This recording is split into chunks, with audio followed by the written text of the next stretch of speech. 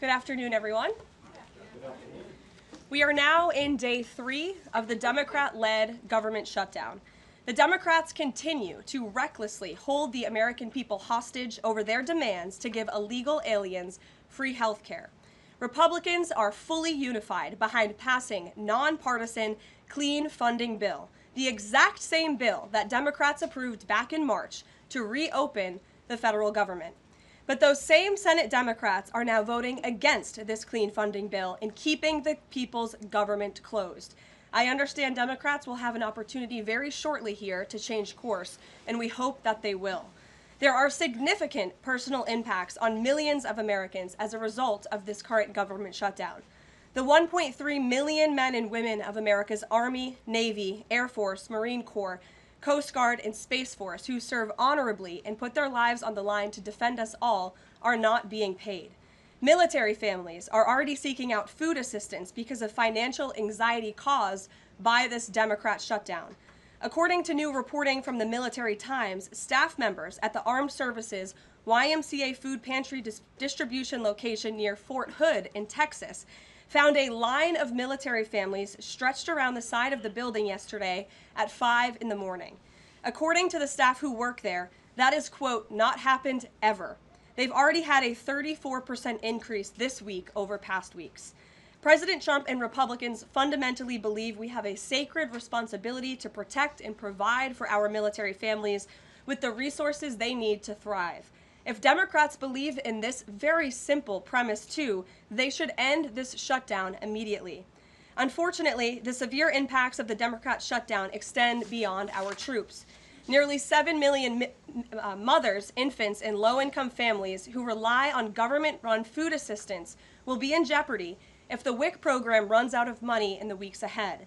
The more than 13,000 air traffic controllers who ensure that Americans fly safely in airports across the country are currently working without pay.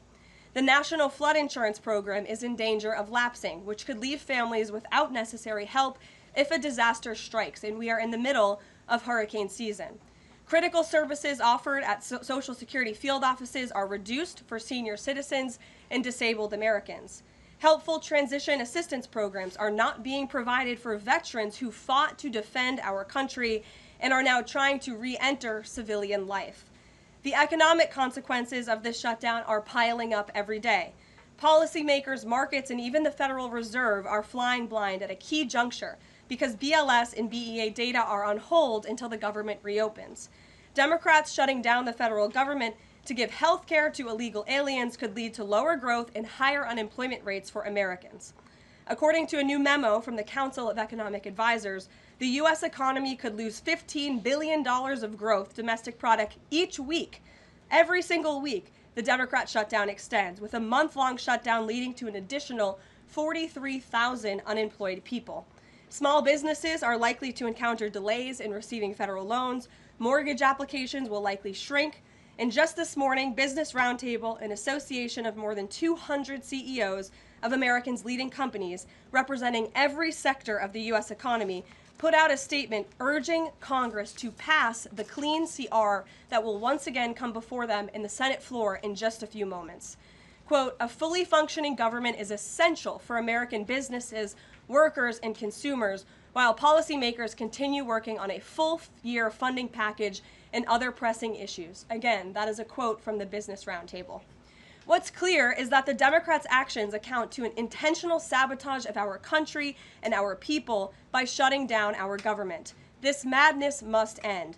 President Trump and Republicans are calling on Democrats to reopen the government immediately on behalf of the American public. All we need are 5 Democrat senators to do the right thing and to stop this shutdown. Call your Democrat senator and tell them to vote yes to reopen the government. On another matter, despite the Democrat shutdown, President Trump's efforts to make America safe again continue. President Trump believes that American cities should be the safest places on earth, and he is committed to making this a reality. We've already seen that President Trump successfully made D.C. safe again in only a few weeks. That same crime crackdown will continue to happen in cities across the country and is happening in Portland, Oregon. President Trump will end the radical left's reign of terror in Portland once and for all. The president has directed Secretary Hegseth to provide all necessary troops to protect war-ravaged Portland and any ICE facilities under siege from attack by Antifa and other left-wing domestic terrorists. What's been allowed to happen in Portland, and we saw disturbing video footage of this last night, this is not peaceful protesting, this is left-wing anarchy that has been destroying this great American city for years, leaving police officers battered, citizens terrorized, and business properties damaged. Since early June alone, Antifa terrorists have laid siege to the ICE field office in South Portland. These radical left-wing lunatics have violently breached the ICE facility by using a stop sign as a battering ram, hurled explosives and other projectiles at law enforcement, repeatedly assault and dox officers, berate their law-abiding neighbors, and have even rolled out a guillotine in front of the ICE facility. And more people should be reporting on that. President Trump has sent federal law enforcement to protect federal assets and arrest those fueling this violence. Just last night, we saw an extremely troubling incident where conservative journalist Nick Sorter was captured on video being taken into custody by the Portland police after he was ambushed by Antifa and was defending himself from these assaults. But instead of arresting these violent mob members night after night after night who are ravaging this community, the police arrested a journalist who was there trying to document the chaos, and everyone in this room should be extremely concerned about that. The Department of Justice spoke with that journalist this morning, and they will be launching a full investigation into his arrest. This incident is part of a troubling trend in Portland where left-wing mobs believe they get to decide who can visit and live in their city. It is not their city. It is the American people's city, and President Trump is going to restore that. I just spoke with the president, has directed his team here at the White House to begin reviewing aid that can potentially be cut in Portland. We will not fund states that allow anarchy. There will also be an additional surge of federal resources to Portland immediately, including enhanced CBP and ICE resources. Law and order will prevail, and President Trump will make sure of it.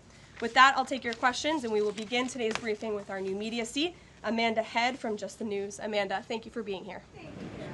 On that most recent topic that you mentioned, reportedly Portland police have not been able to engage protesters to the degree that they normally would. Does the president plan on handling this from that angle as well with city leaders? Yes.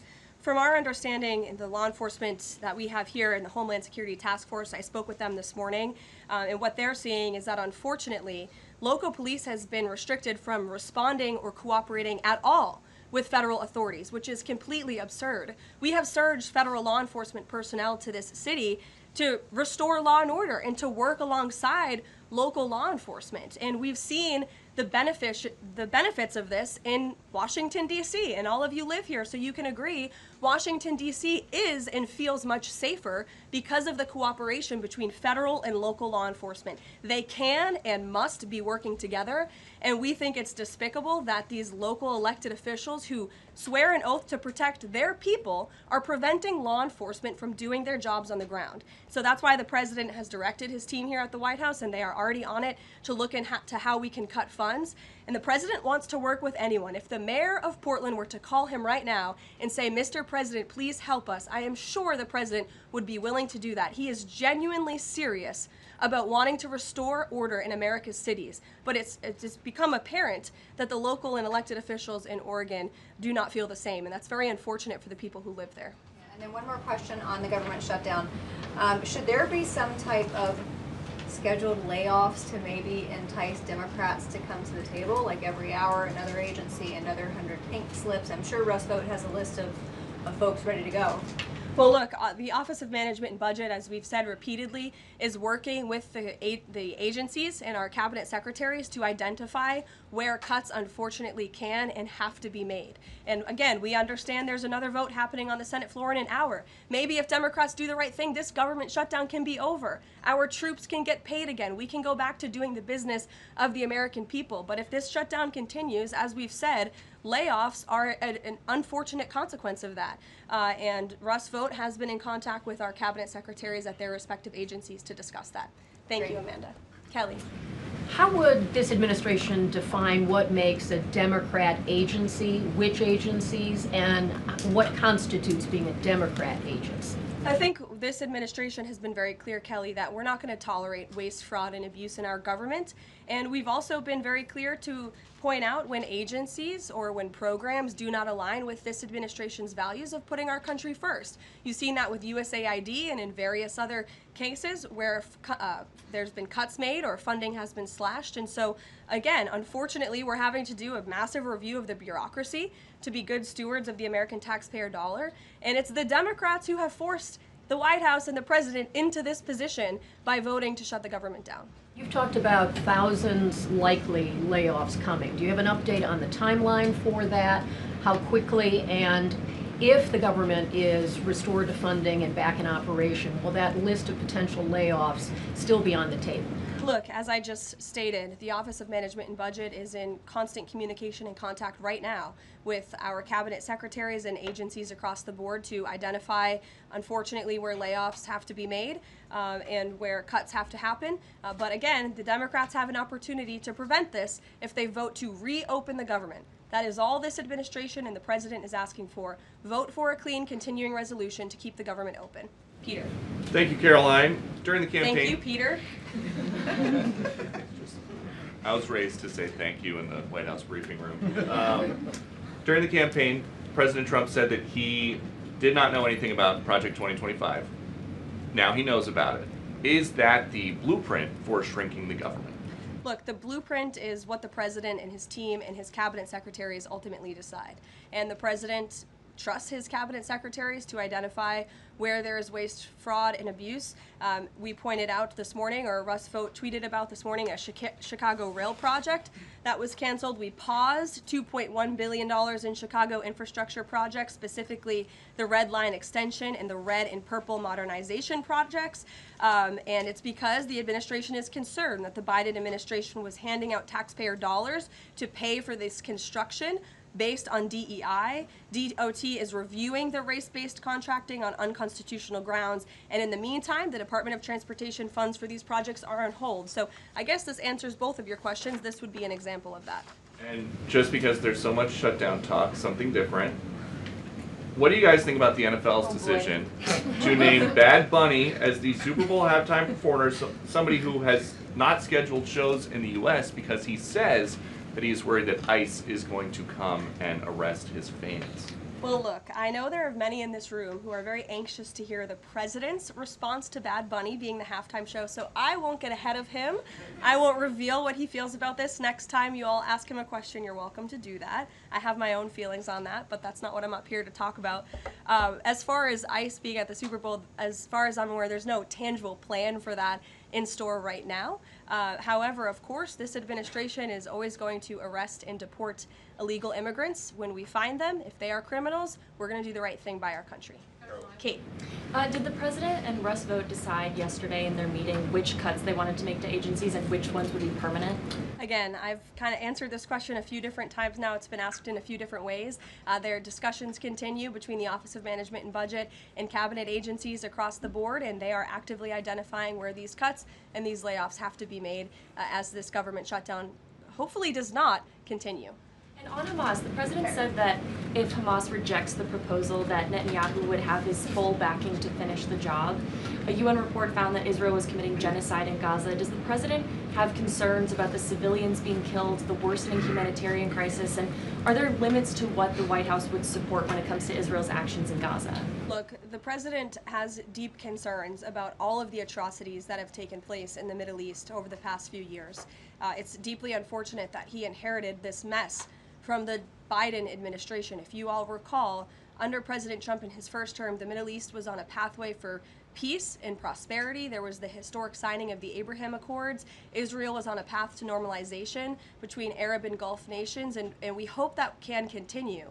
But right now, the president has made it very clear to Hamas that this is an acceptable and detailed proposal that they must accept, or the consequences are going to be very grave for them. And he has given them a deadline of Sunday evening at 6 p.m. When I was out here on Wednesday, I told all of you, I'll leave it to the president to make that red line, and he now has. I think the entire world should hear the president of the United States loud and clear.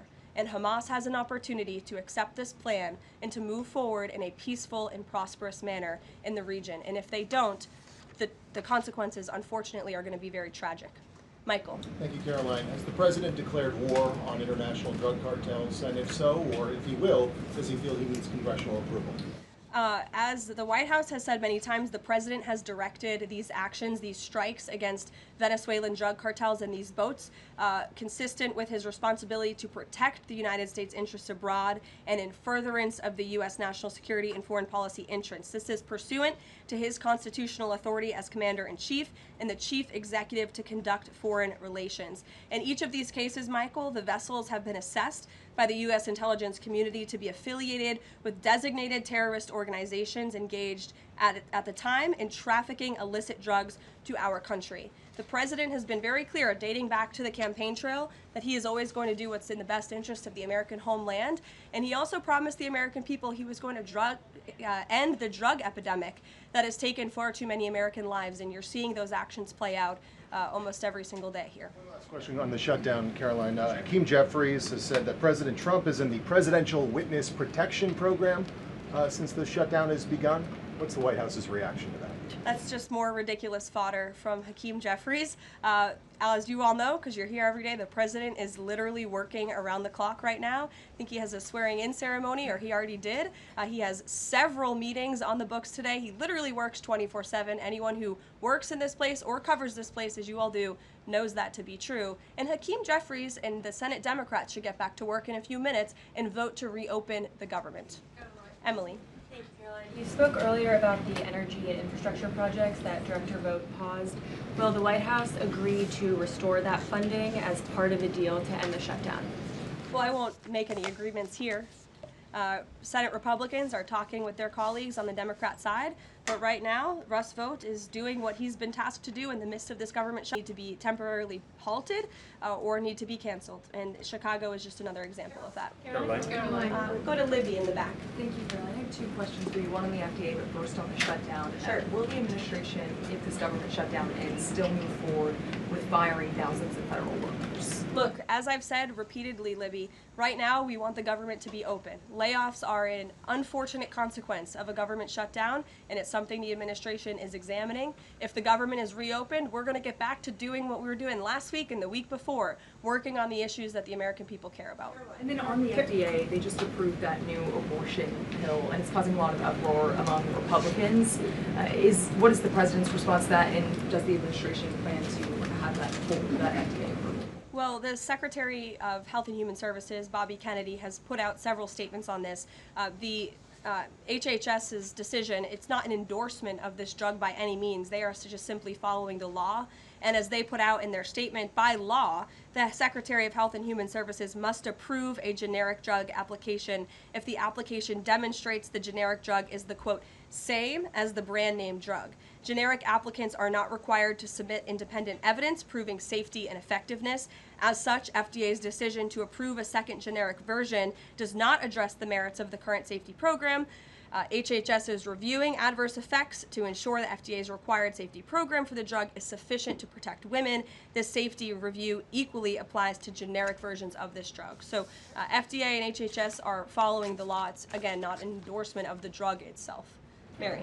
Thanks, Caroline. Two questions on the shutdown. You've argued that these impending layoffs are necessary to keep essential services up and running, but that has never been the case in any previous shutdown. Even when the government was shut down for 35 days in Trump's first term, you've never had to lay off thousands of workers to keep essential services up and running.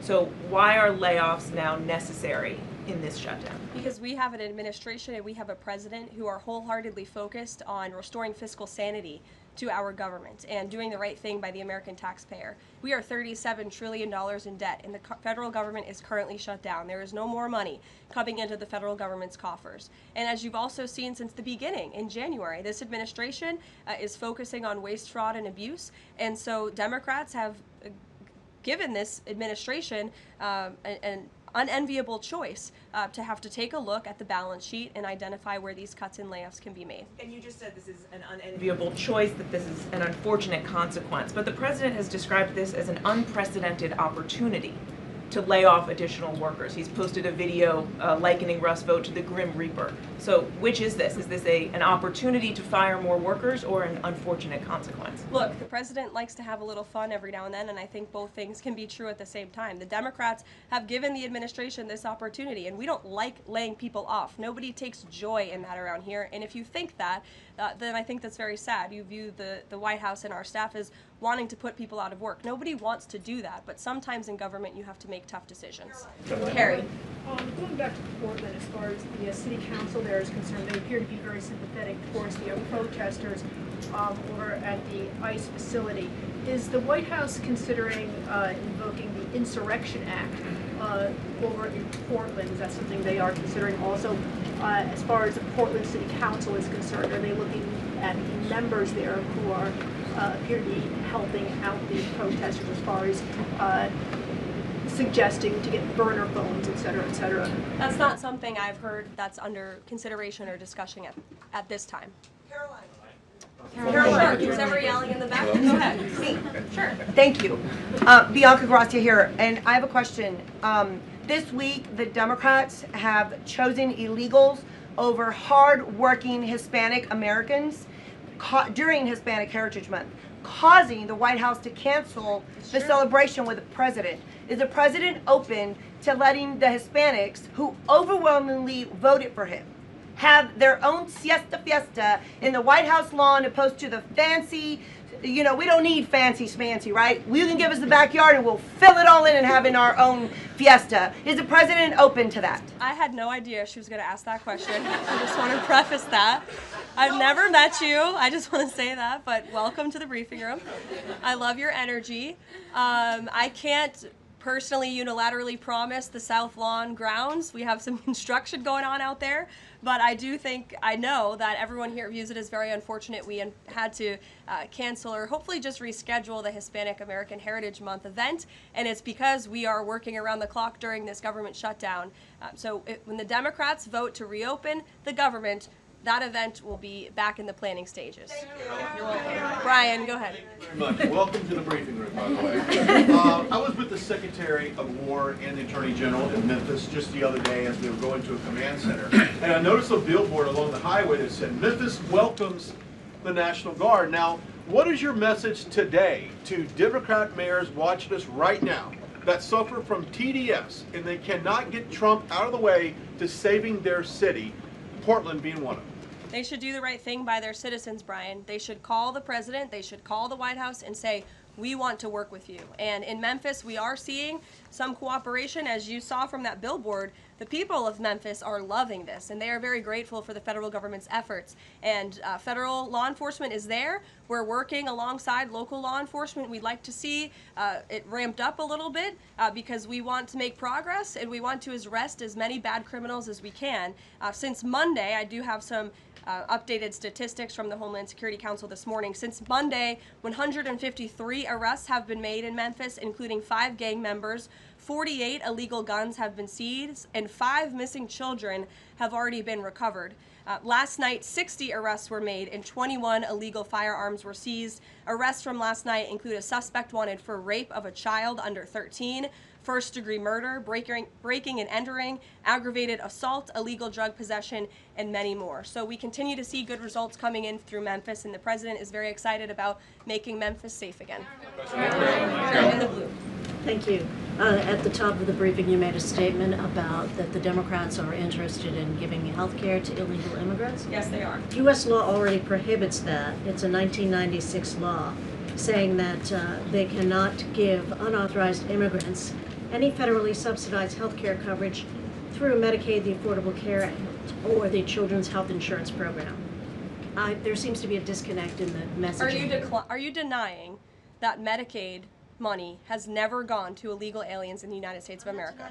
I'm asking you if you can explain the disconnect in the messaging. I most certainly can. The Democrats' proposal, their continuing resolution, let me just reiterate, the Republicans' continuing resolution was a clean continuing resolution. There was no partisan politics injected into it. There were no conservative wish lists injected to it. What the Republicans want, and still want to this very second, is a clean continuing resolution to fund the United States government. What did the Democrats want in their continuing resolution? They inserted a provision to undo a provision in the Working Families Tax Cut, the One Big Beautiful Bill, that ended taxpayer-funded health care illegal benefits for illegal aliens. Democrats' proposal would require Medicaid to pay more for emergency care provided to illegal aliens than Medicaid does for American patients who are disabled, elderly, or children. And this bill would have also allowed California to continue a gimmick that funds its Medicaid for Illegals program. Those are things that we ended, the Trump administration ended, with the passage and the signage of the One Big Beautiful Bill. And it is an undisputed fact, a fact that under the Biden administration, illegal aliens were absolutely receiving taxpayer-funded health care benefits. In fact, in fiscal year 2024, Medicaid costs for emergency services for illegal immigrants skyrocketed by 142% from the previous year to $9.1 billion. That's $9.1 billion taxpayer dollars that were going to emergency services for illegals. Between President Trump's last full fiscal year under his first administration and Joe Biden's last full fiscal year, Medicaid spending on emergency services for illegal immigrants nearly tripled. There was an increase of 196% between 2020 and 2024. And I have a chart here for you, and I'm more than happy to email it to you. I'd also like to add, because some were asking dishonest questions yesterday about emergency rooms. In Southern California, according to healthcare professionals in 2023, under the Biden administration, Southern California's, quote, entire healthcare system was being bombarded with illegal immigrants and forcing American patients to endure longer wait times. In Denver, Colorado, the CEO of Denver Health stated that 8,000 illegal immigrants made 20,000 visits to the city's health system in 2023. Leaving an uncompensated bill totaling over $10 million. So when a illegal alien goes to the emergency room, who's paying for it? The American taxpayer. The main safety net hospital in Denver had to turn away patients due to the massive influx of illegal immigrants into the community. And UC Health Hospitals in 2024 reported their system was under stress from an increasing number of results, according to the head of emergency departments and urgent cares across the hospital system. Quote, access is impeded for everyone. These are healthcare professionals who dealt with this directly, and there's a lot more where that came from. It is an undisputed fact that Democrats want to give taxpayer-funded healthcare benefits to illegal immigrants, period. Ed. Yeah, thank you, Caroline. Is the president talking directly to Democratic senators to try and get their vote for a clean CR? The Senate Republicans are speaking directly with moderate Democrats. I understand those conversations have become very serious, and we hope positive in the right direction so that Democrats will do the right thing. I don't know if you saw overnight a refinery in California went up in flames. Is the president going to help the governor should gas prices spike, or could he help the governor? Look, I know the administration and the White House are aware of that situation that took place. I don't have any announcements for you, Ed, on that. Has the president seen the first draft of the commemorative coin that the Treasury is doing for the 250th anniversary? It has his face on it. Oh, I'm not sure if he's seen it, but I'm sure he'll love it. Kara. Thank you, Caroline. It's now being reported that former President Biden's DHS and TSA placed peaceful January 6 protesters and even Americans who refused to wear masks during COVID onto watch lists usually reserved for terrorists. Most of these people were not charged with crimes. Does the White House have a comment on the prior administration violating the free speech and due process of these Americans? And where is the outrage from the left that claims to stand for due process and free speech? And after that, I have another question about protecting journalists from Antifa. Sure. Well, Kara, to your first point, please send me that report. That's certainly very concerning. I haven't seen it myself, but if indeed that was happening, it's something I'm sure the Department of Justice and the FBI would deem worthy of looking into. And journalists, as you mentioned earlier, are being increasingly attacked by leftist protesters. I was actually assaulted outside of President Trump's United Nations speech, and I think the White House is aware that a Portland journalist was almost blinded by an Antifa protester. This has been a problem that's gone on for years, and police often say that their hands are tied. Does the White House have a plan or plan on issuing a statement maybe discouraging this violence against journalists out on the street like me and so many others in this room? Well, I hope that my statement earlier in the briefing served that purpose, but of course we condemn violence against anyone in this country, and journalists as well, who are exercising their First Amendment right. And there have been so many incredible independent journalists across the country who have gone undercover within Antifa and really have come to understand how this is a growing domestic terrorism threat inside of our country. And I would encourage maybe some of you in this room to get outside outside the Beltway and go do some of that undercover investigative reporting, because it is really incredible what they found. I met with one of them in my office yesterday, and they're doing very dangerous work in difficult circumstances, and Antifa is a very violent group, as you've experienced and that many others in the media have as well. Christian. Yeah, thanks, Caroline. Following up on Libby, sort of on the other side of the abortion debate, has the president abandoned his campaign pledge to mandate insurance coverage for IVF services? No. Was there any update on that? We flew by that May EO deadline for the White House to produce a plan. I literally just read a statement from the Health and Human Services on you, for Libby at least, as far as IVF goes. I'll check in with our policy team and we'll get you some updates. And then on Russia, how concerned is the White House that the Russian Navy seems to be escalating its provocation of NATO allies? I'm talking, of course, to the several close calls they've had with the Danish military during the EU leaders meeting in Copenhagen. It's something the administration takes very seriously, and we are constantly monitoring it. The National Security Council here at the White House is in constant correspondence with our NATO allies, and the president speaks to many of them as well.